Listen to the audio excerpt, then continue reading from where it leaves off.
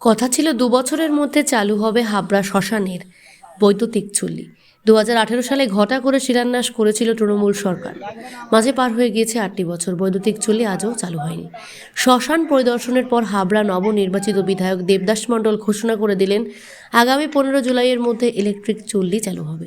বিধায়কের ঘোষণায় আশ্বস্ত হলেন হাবড়ার বাসিন্দারা। যে বাম জমানায় হাবড়া হাসপাতালের ক্যাম্পাসের মধ্যে একটা নার্সিংহোম গড়ে উঠেছিল, শান্তিনিকেতন নার্সিংহোম। সেই নার্সিংহোম, হাসপাতালের জমি এবং হাসপাতালের সুপার, তৎকালীন সুপার শঙ্করলাল ঘোষ বারবার রাজ্য সরকারের কাছে আবেদন করেছেন যে হাসপাতালের ক্যাম্পাসের মধ্যে কি করে নার্সিংহোম গড়ে ওঠে।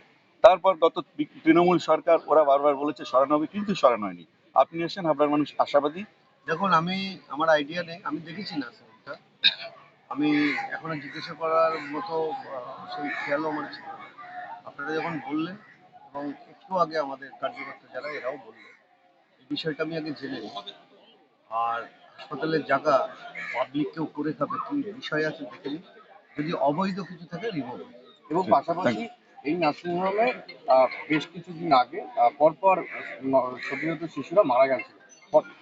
দাদা বন্ধ ছিল, তারপর কি করে চালু হচ্ছে? দেখুন, আমি টোটালটাই আমার অজানা, কিন্তু নার্সিংহোম আমি দেখেছি, টোটালটাই অজানা।